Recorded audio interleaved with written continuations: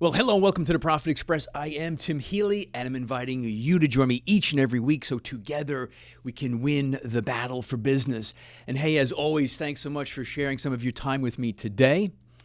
Now, when we think about winning the battle for business, you know what comes to mind. Sales comes to mind. Branding comes to mind, social media presence, doing business that's profitable. All these things come to mind when we talk about winning the battle for business. But when was the last time you as a business owner, with your partners, with your management team, sat around and discussed your onboarding procedures? Wait, did I hear crickets? Perhaps I did. Onboarding is a critical business process that costs U.S. businesses, perhaps businesses just like yours, $136 billion last year.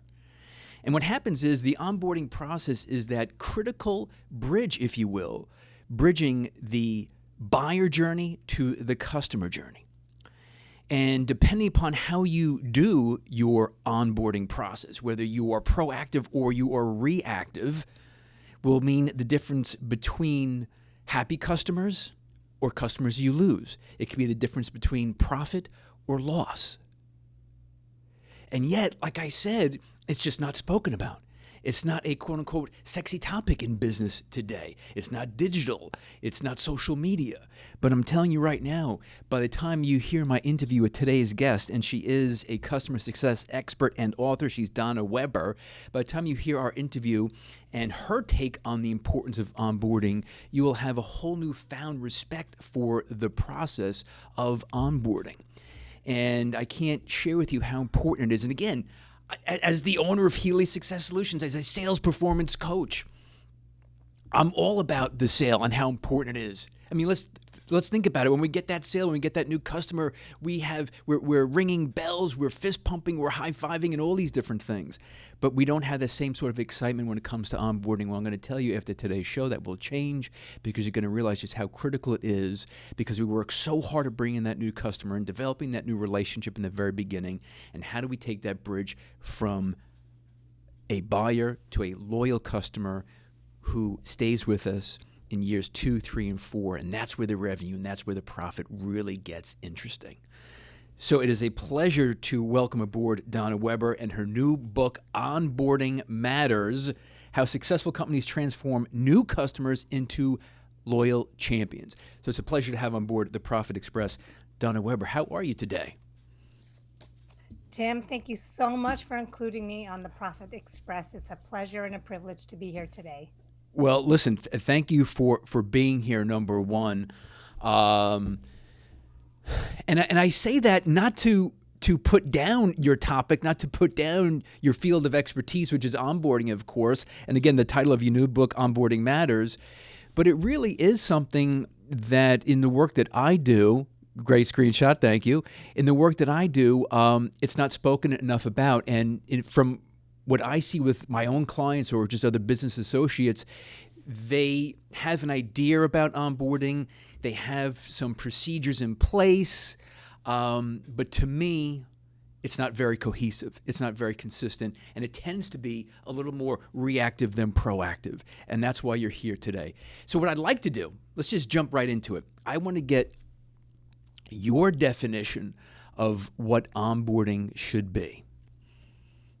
Great. Well, so first of all, I want to say onboarding matters more than you may think. And I have an epigraph at the beginning of the book where I define onboarding as the action or process of familiarizing new customers with your product or services. There you go. So in theory, it's not all that complicated. In theory. So in theory, it's not complicated, but let's talk about, because in the world of selling, there's a lot of emotion involved, right? But there's also, as you know and as you write about in the book, a lot of emotion, a lot of psychology in going from the buyer journey to becoming that customer. You talked about things like confirmation bias and buyer's remorse, which we've all heard of, and even something called, which I thought was very interesting, cognitive closure. These are big terms that have a very big impact on onboarding. Can you expand upon those for us? Yeah, so let's first of all look at that buyer journey, the sales journey. That might take a few minutes, it might take a few months, it might take more than a year. And during that time, you're building a relationship with the buyer. And along the sales and marketing journey, they understand that people have emotions. You need to build trust. You need to engage them. You need to provide the right content at the right time. And then the deal closes, and we start using hope as a strategy. And we have this assumption that if we sell a great product, then the customers are just going to be successful and we'll all live happily ever after. But the reality is that, as you were saying, Tim, we have these neural processes, cognitive science, neuroscience, that puts the beginning of the relationship, the beginning of the customer relationship, has much more weight than the rest of the customer journey, because that's when first impressions come into play.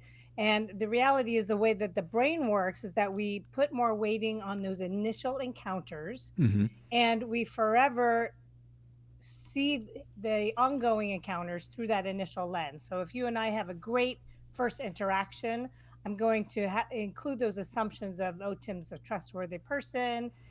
He cares about my success. And I'm going to, overlay future interactions with those assumptions. Whereas if we had a negative first interaction, I'm going to assume all of the negative things.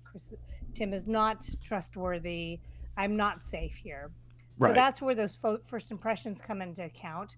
And even though, like, maybe the sales rep had a great relationship with the buyer isn't necessarily the one who's implementing and using the products, especially within business to business companies.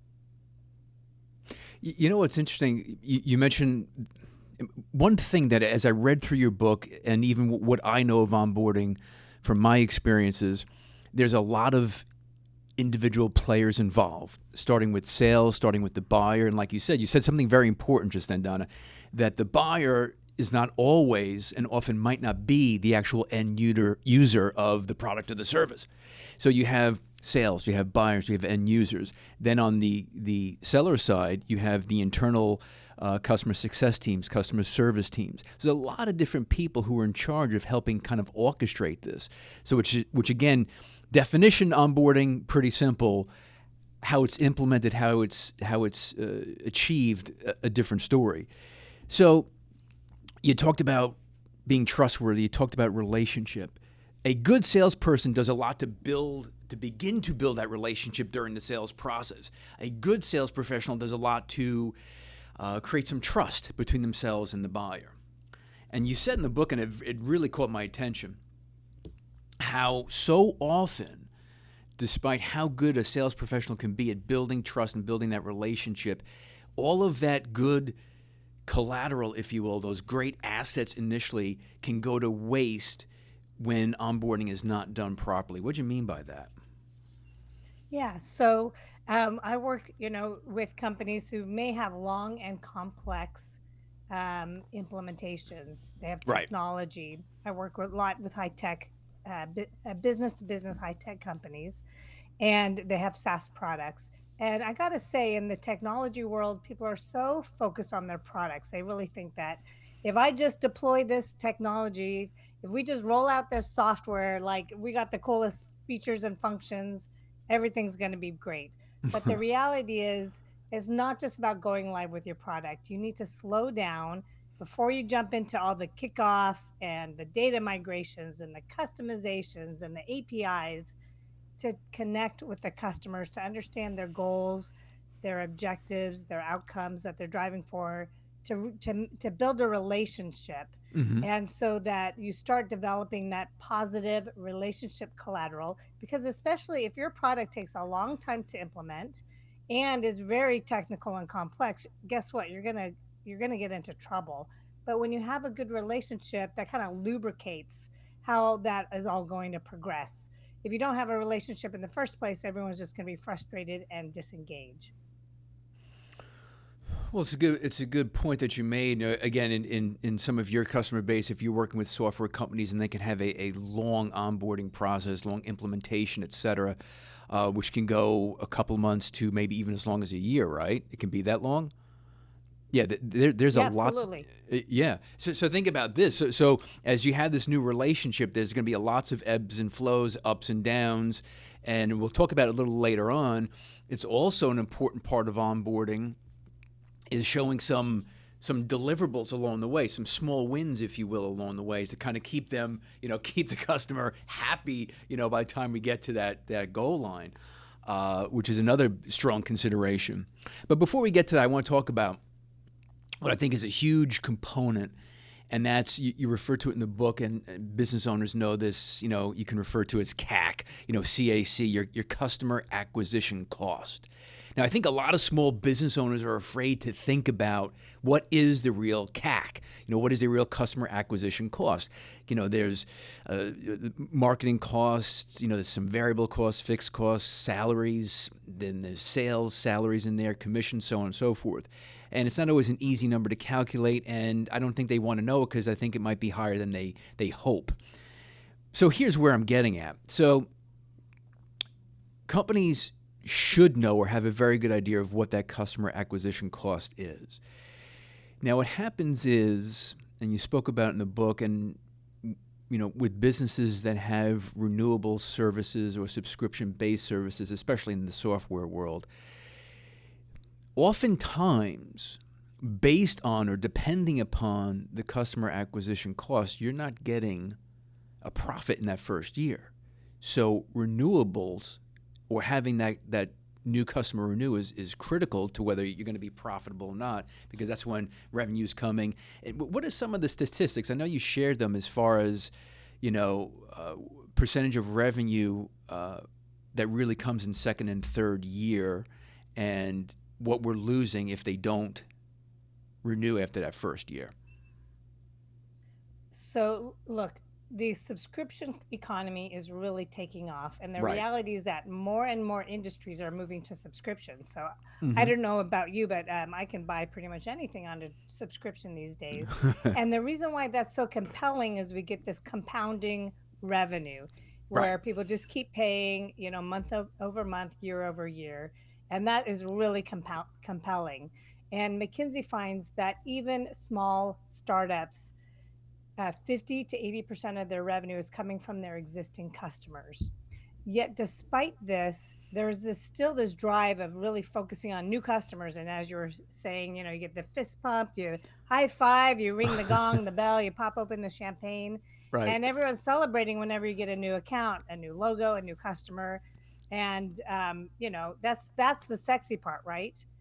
But the reality with CAC, customer acquisition costs, as you were sharing, Tim, is that it may cost you for every new dollar you bring in, it may cost you $1.50, $2 to bring in that customer because acquiring customers is really expensive. So even though you're cheering, if you don't keep that customer, if you just close a deal, but you don't drive them to value and success, Mm-hmm. then Mm-hmm. and then they churn in that first year before they renew, then your business is in a death spiral and you may not even know it. You may be spending so much time celebrating all those new logos, all those new accounts, but if those new customers are quietly leaving through the back door, you're in big trouble. Yeah, and that catches up on you really quickly. And it can be so much harder and that much more costly to keep bringing on new clients. As we all certainly Hey, know. Yeah. if I can jump in, and so Yeah. the reality is when you keep a customer, it's pennies on the dollar. So you get that customer if you don't just hope they stick around. You don't just hope they use your product. You don't hope they get value. You don't hope they tell friends and families and colleagues about your product.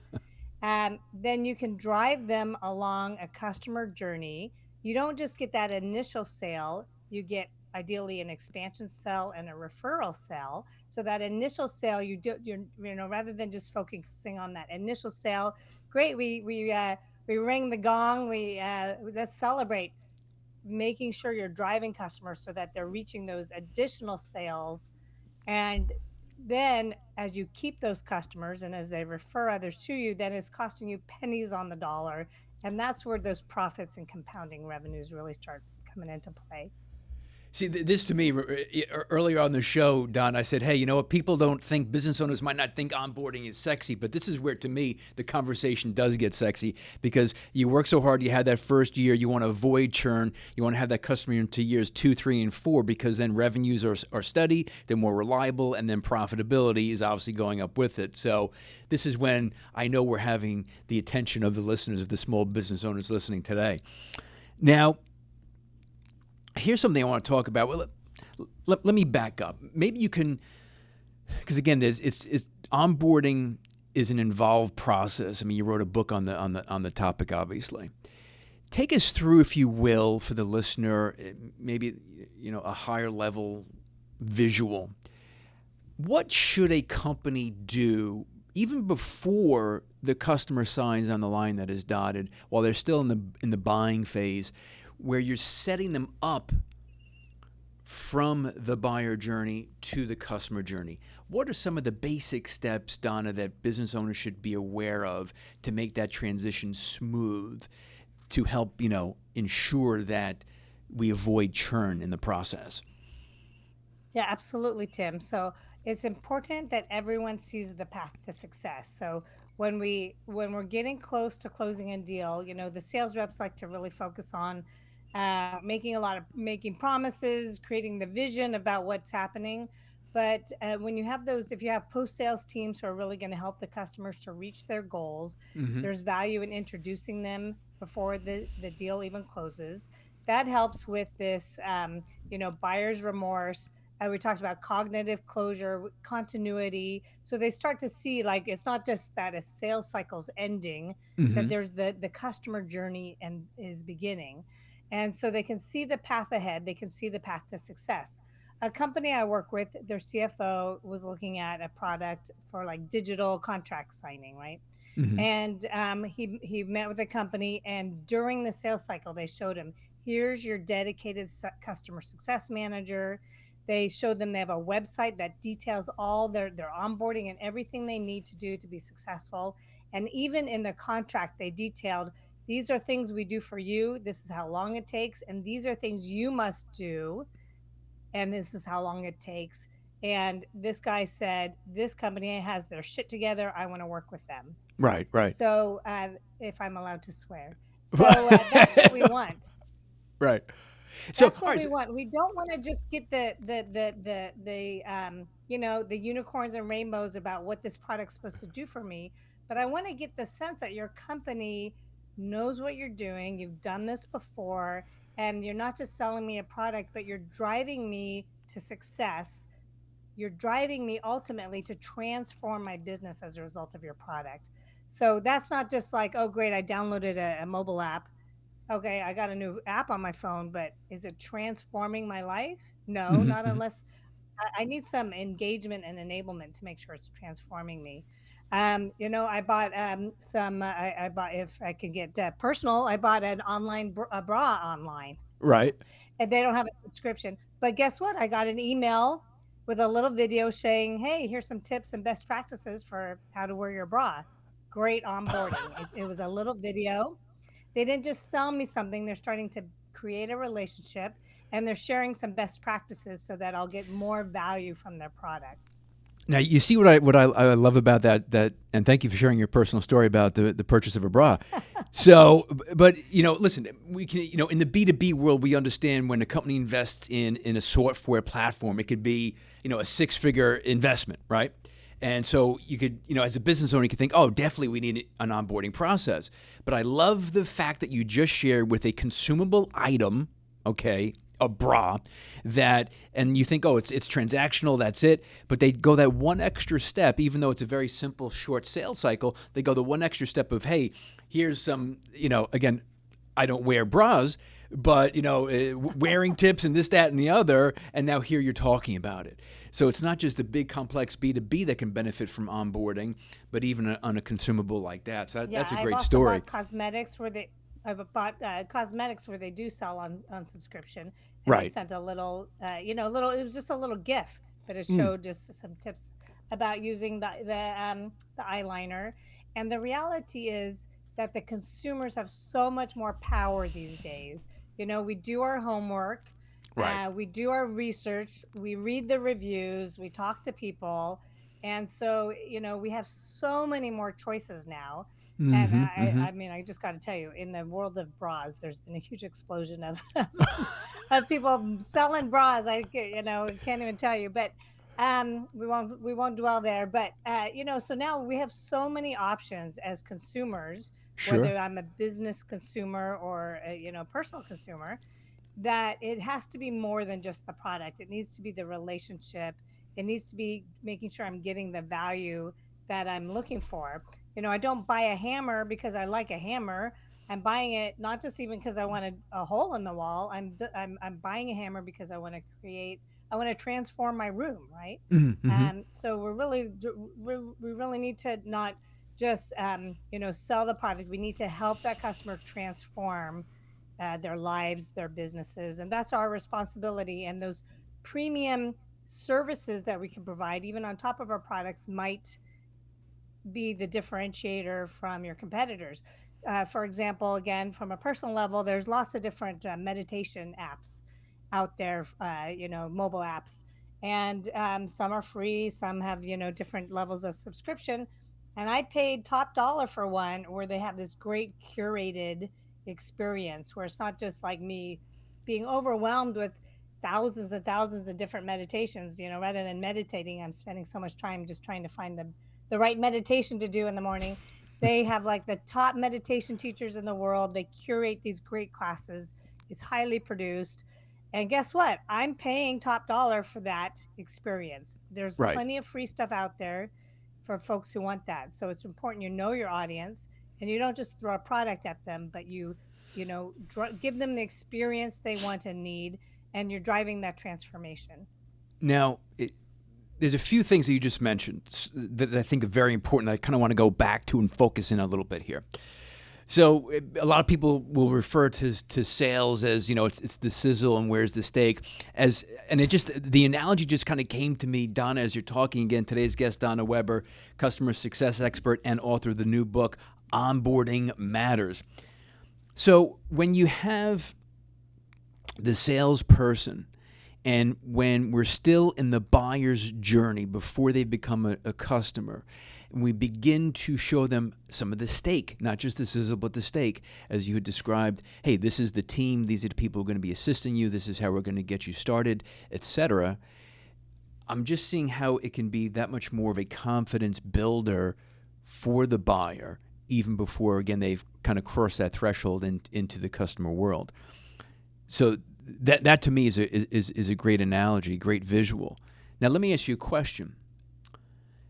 Salespeople can be very protective. Salespeople can often doubt the efforts or the intentions of other departments within the company, marketing, for example, customer service. Have you found that with some clients there is some resistance from sales bringing in the customer success team too early? Has there been pushback with that? Yeah, absolutely, Tim. So Now, I and worked how do with you a address company that that though? So how do you address that? Yeah, so I worked with a company that provides medical software and hardware for medical practices, Mm-hmm. and the head of sales is very protective. Hey, don't touch my sales cycle. We got the secret sauce. We got the magic. We don't want you in here. So what was happening, and I'm not saying all sales reps or all sales teams are like this, but they were, setting expectations and, very focused on closing the deal, and their booking numbers were awesome. Mm-hmm. But when the deal closed, the implementation teams were so busy trying to meet those expectations, some of them unrealistic. Some of the customers shouldn't have been there in the first place. And what we found when I met with their CFO was that there was the costs, and they call them resales.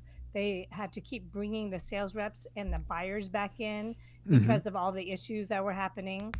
And there was also the implementations are taking too long and are too costly because they're trying to kind of like create the moon that was promised. Right. So working with the CFO, we dug into the numbers and realized that the company was losing about 300K a year.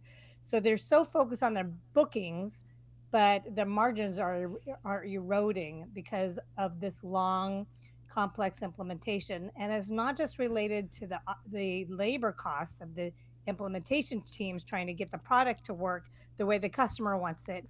It's the opportunity costs because the sales reps have to keep getting pulled back.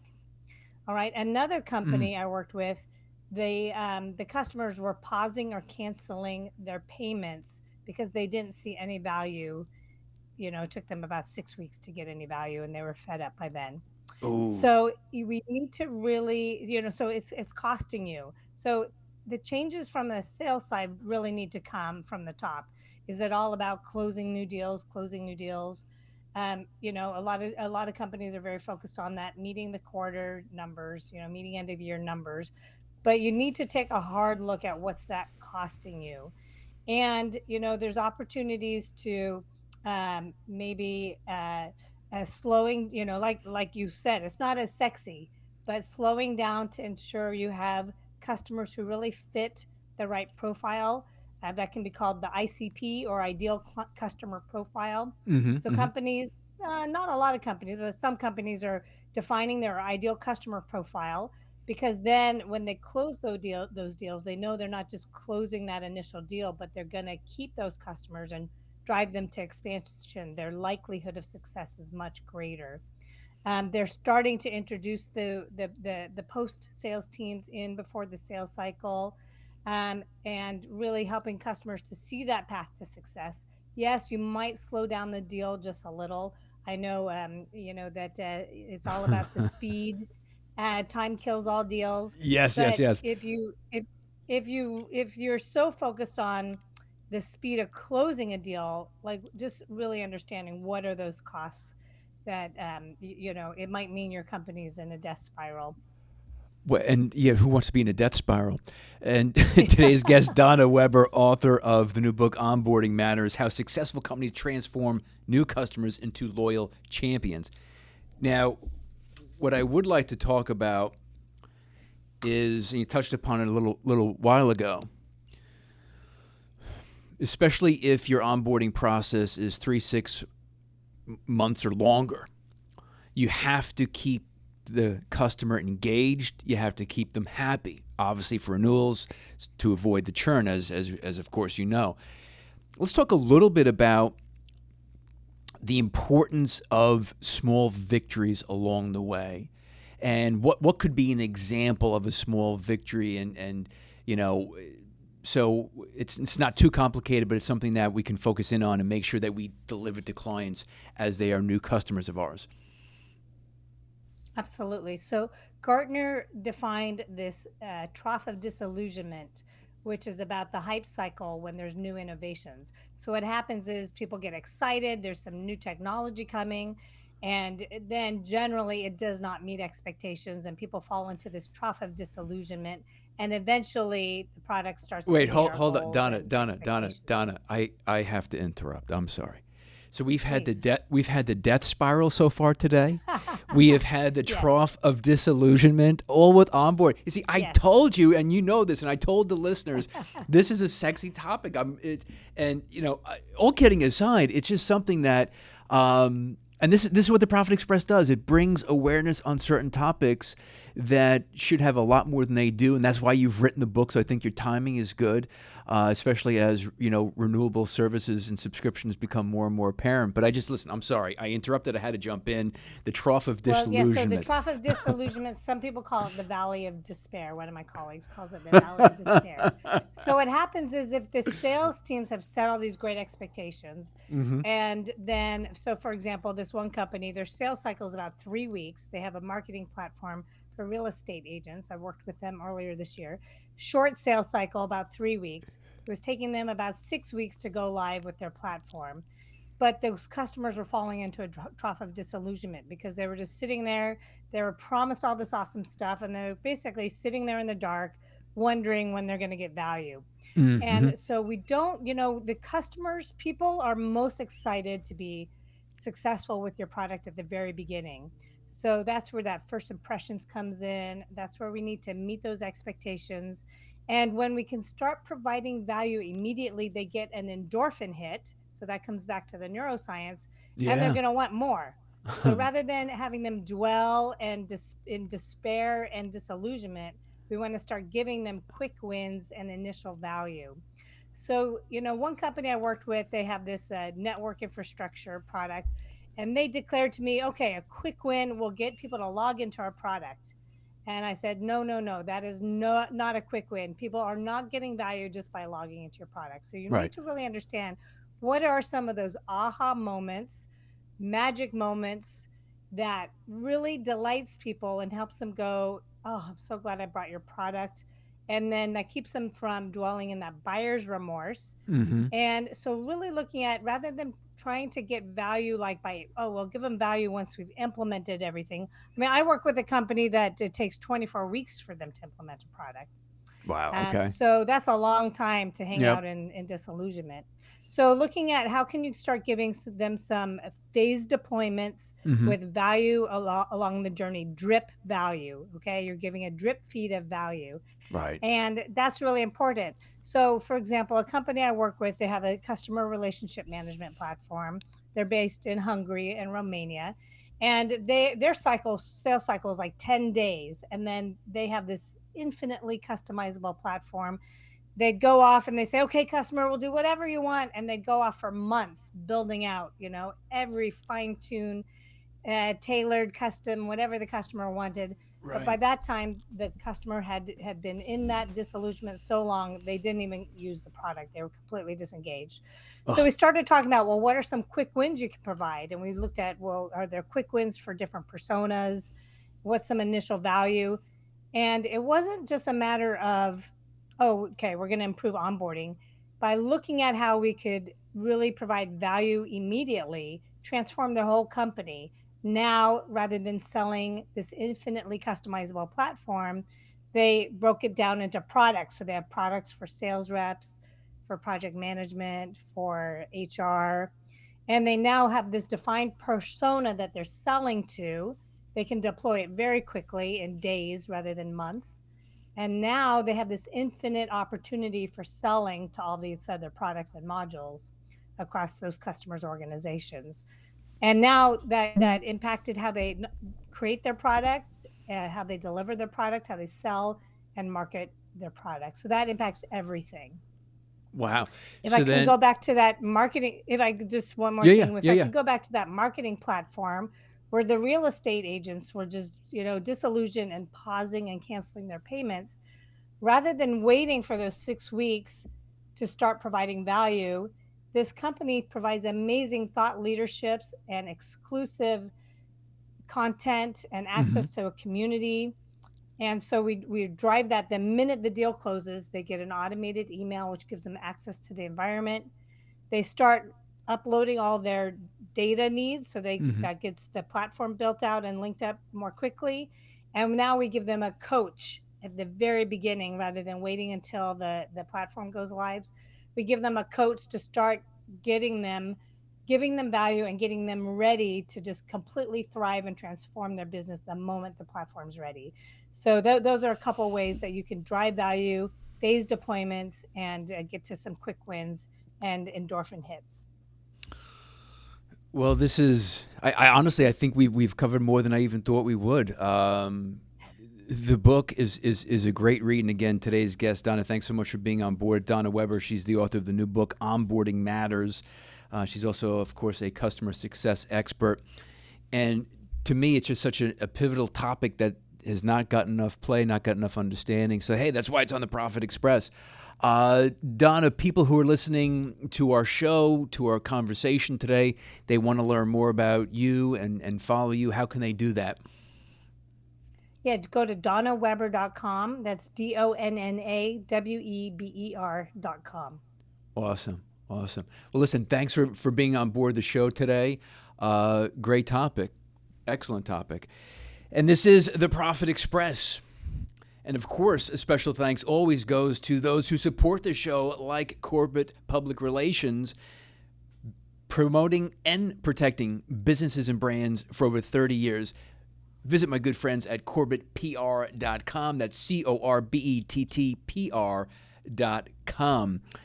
And as always, you can follow me and the show on Instagram at The Profit Express, on Twitter at Profit_Express, and be ready for new downloads, the latest episodes each and every Wednesday. Great shows like today's show with Donna Weber, the author of Onboarding Matters.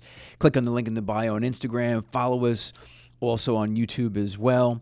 And until next time, continue to win the battle for business.